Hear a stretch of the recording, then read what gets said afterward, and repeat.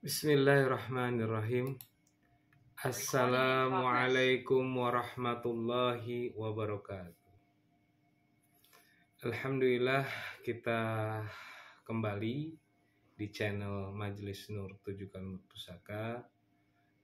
Di majelis ini kita akan melanjutkan pembelajaran ataupun pengetahuan keislaman tentang ruh yang dituangkan oleh Ibnu Qayyim Al-Jauzi di kitabnya Ar-Ruh. Dalam satu riwayat di dalam kitab Ar-Ruh disampaikan Muhammad bin Husain berkata bahwa Fadl bin Muwaffaq, anak paman Sufyan bin Uyainah, menceritakan kepadanya. Ia berkata, "Ketika ayahku meninggal, aku sangat sedih dan terpukul. Karena itu, aku menziarahi makamnya setiap hari. Pada suatu hari, ketika aku menziarahi makam ayahku dan duduk di sisi pusaranya, tiba-tiba aku mengantuk. Hingga akhirnya aku pun tertidur. Dalam tidurku aku bermimpi, seolah-olah makam ayahku terbuka dan tampak ayahku duduk dengan tetap mengenakan kain kafan serta dalam kondisi dan raut muka seperti orang yang sudah meninggal. Aku menangis tatkala melihatnya. Ayahku berkata, 'Wahai anakku, apa yang membuatmu jarang menziarahi makamku?' Aku bertanya, 'Wahai ayahku, apakah engkau mengetahui kedatanganku?' Ayahku menjawab, 'Setiap kali kamu datang ke sini, pasti aku tahu. Aku senang dan gembira saat kamu datang.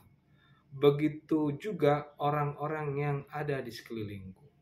Mereka mendapatkan kemudahan berkat doamu. Alhasil, sejak saat itu aku selalu menziarahi makam ayahku.' Ini merupakan satu keterangan yang menceritakan bahwasanya orang yang sudah meninggal ketika makamnya diziarahi, dia mengetahui keberadaan orang yang menziarahinya. Tentu saja orang yang diziarahi akan sangat senang dan bahagia.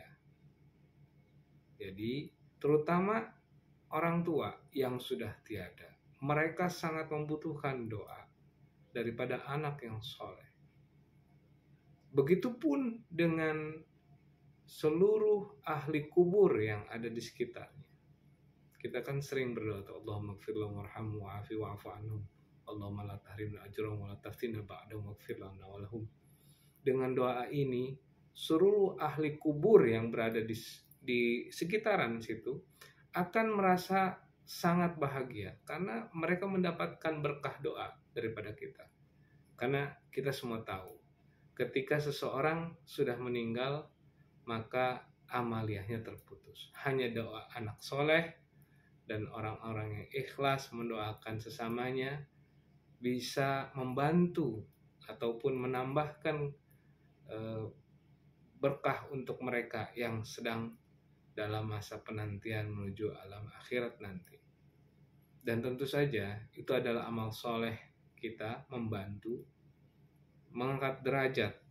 Bahkan apabila ada ahli kubur yang sedang disiksa, dengan doa kita kepada ahli kubur, maka mereka diringankan siksanya.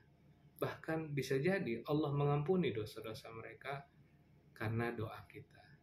Wallahu a'lam bishawab. Semoga ini semua menjadi pengingat bagi diri kita bahwasanya doa kita sangat dinanti oleh keluarga kita, orang tua kita yang sudah tiada, mau itu kakek, paman, dan kerabat kita yang mengenal kita semasa hidupnya, ataupun bagi mukmin dan mukminat, muslim dan muslimat yang sering kita datangi ziarahnya, makamnya maksudnya, akan merasa sangat bahagia dan senang. Jadi demikian, apalagi ini di bulan puasa ya, doa ini kita diterima oleh Allah berlipat-lipat ganda pahalanya.